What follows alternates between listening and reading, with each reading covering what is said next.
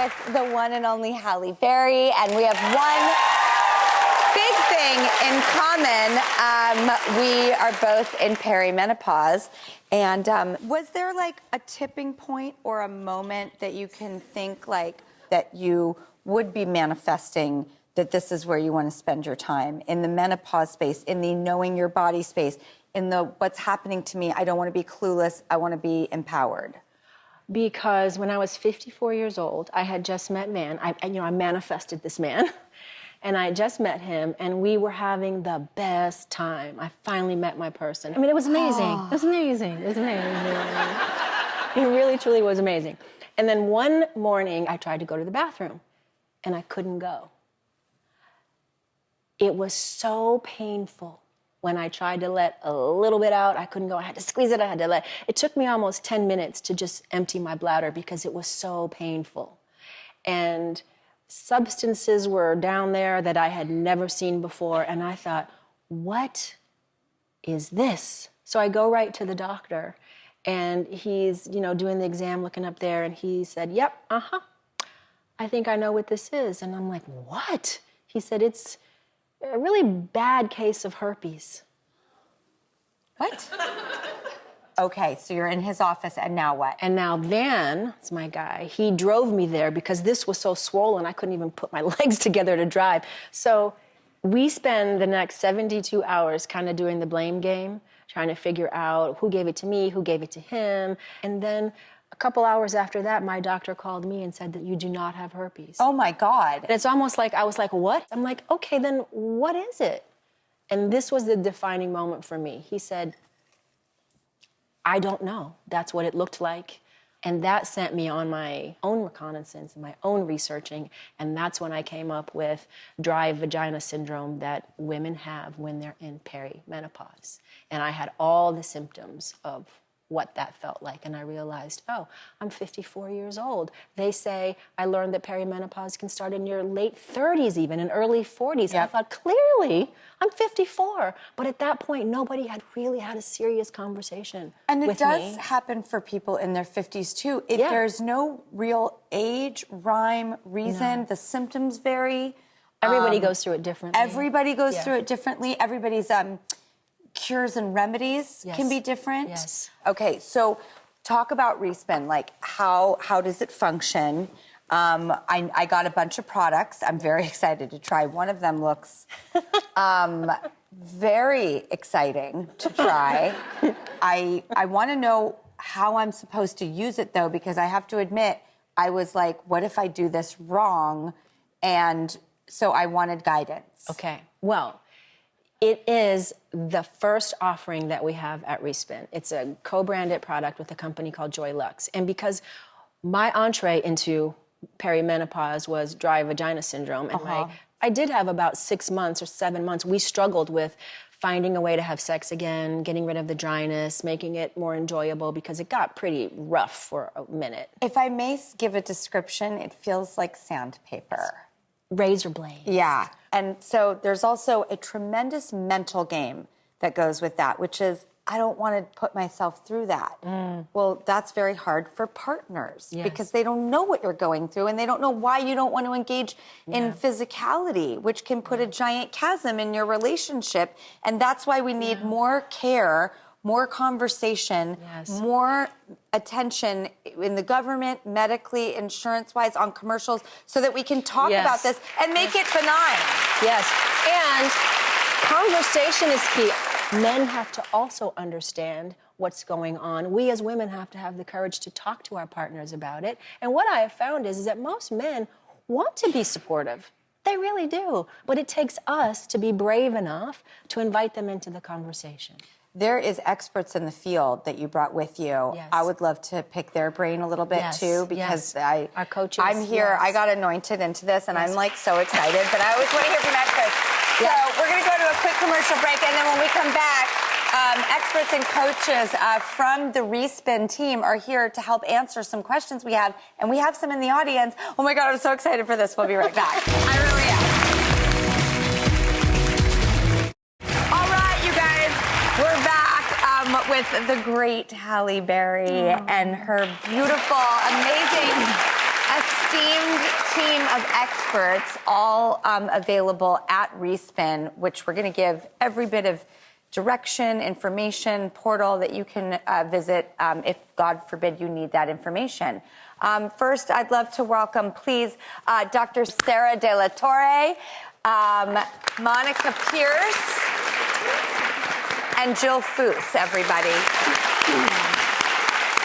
Can I just say one thing? You asked me earlier, like, what is this Respin all about? I just want you to know that what Respin actually is, it's a platform that has a robust community, because science tells us that when we commune with other people and we talk to other like-minded women, that we physically actually do better. We can start to heal just by talking one to another. We need that. We need that. So we'll have coaches, these lovely coaches right here. We have 6 of them right now. Who will Incredible. hold your hand, cheer you on, and they will help you devise a plan that works for you, because every woman goes through it differently, right? But it's all about having access then to experts and the best in the field so that you guys can make your own informed choices. And that's what Respin is really all about. That's what it's about. Now, let's start with you, Dr. Sarah. Like, what should we be asking, by the way? Well, I think since many of the women in the audience are not yet there, I think talking about how to prepare for it. So I think asking, how do I prepare, is a really important question. Okay, we have some women in our audience, and I always love their questions because they're usually a lot of our questions. Where's Sarah? Oh, hi, Sarah. How are you? Hello. Good, Drew. How are you? I'm good, thank you. What is your question? So I'm 45, and I started perimenopause, I want to say last summer. And I noticed a lot of mood swings. So any tips on how to deal with mood changes and mood swings? You are a human having a human experience, and it's normal. So the first thing that you want to do is give yourself a little bit of grace. And also, I would say, pat yourself on the back for being aware of this shift of your emotions and how you're feeling. That's one of the most important things. And then there's 2 other things that I think you need to think about is, how are you taking care of yourself on a regular basis? What does self-care look like? Not just, spa days or nail treatments, because we know those are like 2 weeks and beyond, right? But every single day, what are you doing? Are you taking care of yourself by eating good foods? Are you sleeping?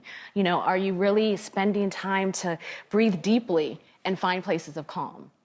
And then the absolute last thing that I'll say is, let's activate our voice, right? So if you are not feeling your greatest, share that. We are loved. The people who love us want to help us, but they need to know how. So if you are having a rough day and you need 10 minutes to lock yourself in the bathroom and breathe or scream or do whatever, do that. Say, mommy needs a little bit of time right now, or tap in on your partner and say, can you take this over? Because I need a little bit of space. Here's something that Van and I did, because I went through the raging. I was like, oof. And he and I always had a check-in, and we would say, where are you on a scale of 1 to 100? And I would say, I'm a 25 today. And if he were a 75 or above, we were good, because that was my signal to let him know I'm only at 25, and he would say, I'm 80. So then I would know he's going to take over everything. And that was his way of telling me, go take a bath, go do whatever you need to do, go take a walk. And if I would say, I'm 75 today, and he would say wherever he was, that was he goes, I'm 10. Then I would know, okay, today I have to pick it up. So it's also about finding a system with your partner so that they know when you're having your bad days. My kids started to know, and they were like, where are you at to Mom today? You at 50? Are you at least 50? Sometimes they would ask me that driving in the car. Can I at least get a 50? And if I would say, no, Mommy's got 20, they knew what that meant. Okay, Barb, where are you, Barb? Hi, Barb. How are you? I'm good. How are you? I'm good. May I ask you what your question is? Well, I'm 56, and I've been dealing with menopause for about 5 years now. And noticing lately the thinning hair to the point where I see the hair on the floor, and I'm like, how am I not bald already? Yep. And on top of that, I have very severe insomnia. So I'm looking for ways to manage both of those. I've been on my hair loss journey for 27 years. And Barb, those are excellent questions. the first thing you need to do is figure out why. What is causing the hair loss? And it's never just one reason. So working with a dermatologist who specializes in hair loss is a great place to start. And also, a lot of women have a genetic predisposition, I have it, to hair loss. And when we go through the transition of menopause and all the hormonal fluctuations and the decline, that can be another trigger for hair thinning in a much more rapid speed. And then from a lifestyle perspective, focus on your protein because your hair needs protein to grow. And then also you want to manage your stress because you and I both know it is really stressful and it causes anxiety. And managing your stress is really going to help you in the long term. And hair takes a long time to grow. And then as far as your insomnia goes, I've got some strategies there as well. One, if you can go to bed and wake up at the same time every day, that would really be helpful. And I know that sounds counterintuitive because you are experiencing the insomnia, but that consistency will help you. And number two, if you can get outside in the early morning and get those 10 to 15 minutes of natural sunlight, even on a hazy and cloudy day, that's going to help reset your circadian rhythm. And lastly, if you can avoid eating or drinking, especially alcohol, within a 2 to 3 hour window of bedtime, that's really going to help you as well. And just remember, Barb, every single day is a new opportunity to make these changes. So you've got it. Yeah. Thank you. All right, Halle, Dr. Sarah, Monica, Jill, thank you. Truly, thank you. We'll be right back. Welcome back. We are here with Halle Berry, who created a groundbreaking menopause platform called Respin. And here joining us is the Respin community coaches, Dr. Sarah De La Torre, Coach Monica Pierce, and Coach Jill Foose. And we're going to ask questions to the experts. Okay, the question we have is for Dr. Sarah. Where is Jen? Right here. Oh, hi, Jen. Hi, How are Drew. you? Hi, ladies. I'm doing great, thanks. I am 54, and I've been in menopause for about 3 years now, and it unfortunately coincided around the time that I found my love of my life and got married. And right as we were in our honeymoon phase, like you, Halle, I started experiencing dryness. My doctor prescribed suppositories, which came with the lovely warning, don't have sex within 12 hours of inserting this, or else your husband's going to find some interesting side effects of his own. And I'm wondering, do you have solutions that can help with the dryness, but don't stop spontaneity and intimacy? I do. So, first of all, congratulations. I know. By the way, I was so excited when you were asking that question because I was like, they have things. So, first of all, congratulations on your marriage. And also, I love hearing that you have an active sex life in menopause. I think it helps to dispel the myth that in menopause, sex is over, you've lost your groove. So I'm really happy for you. And I'm also really happy to hear that you are using vaginal estrogen because vaginal estrogen is the gold standard. It really does work. It's effective. And it's also safe for most women. But I have a few solutions for you. One may be the timing and the time of day when you use it. So a lot of women use estrogen at night, whether it's a cream or a suppository.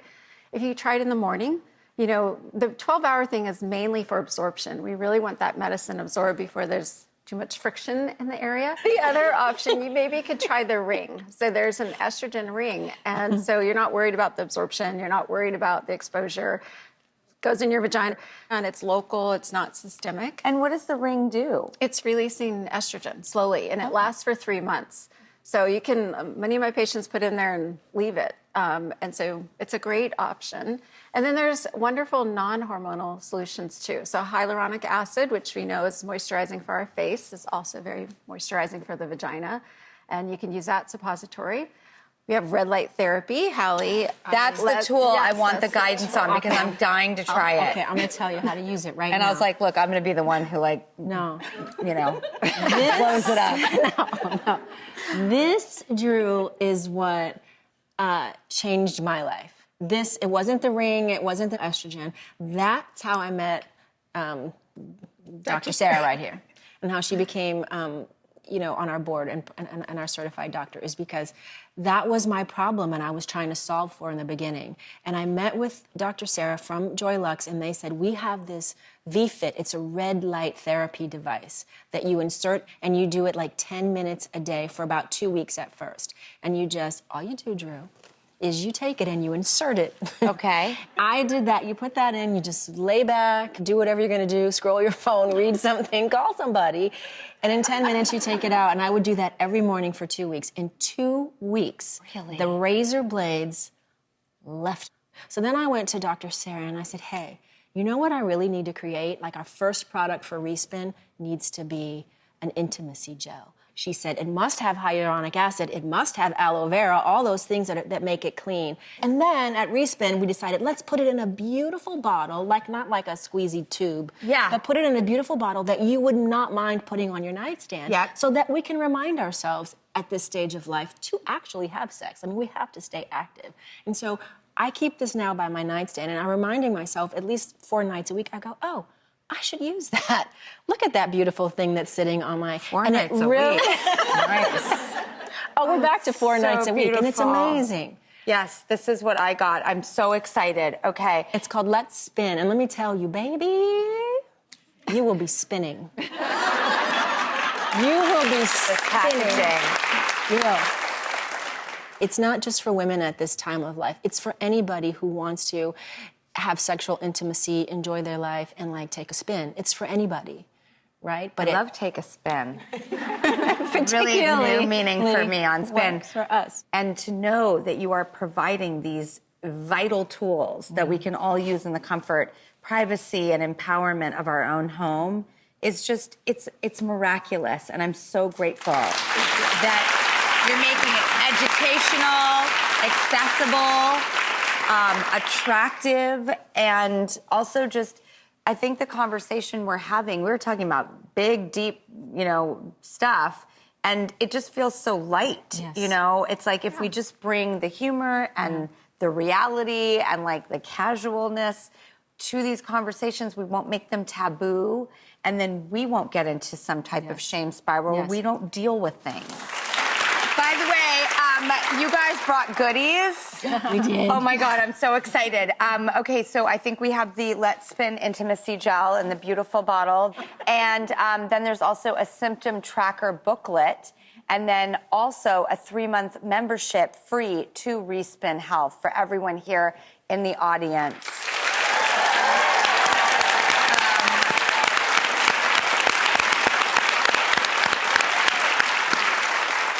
Last question. Is there a reason, we talked about this at the break, but I also don't feel like my brain is functioning as awesome as it used to? Is that age? Is that menopause? Is that female?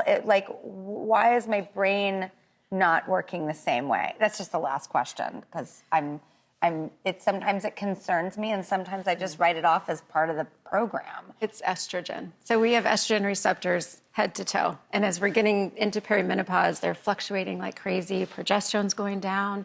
And you get into menopause where you're really getting close to your siesta, where you're not going to have any more periods. You're in menopause. The siesta. Yeah. Then your estrogen's low and your brain does not function as well without estrogen. So it's the brain fog. Where are my keys? And also anxiety, mood changes, all that stuff.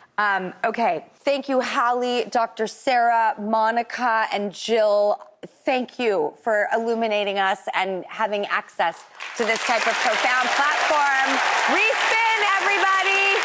We'll be right back.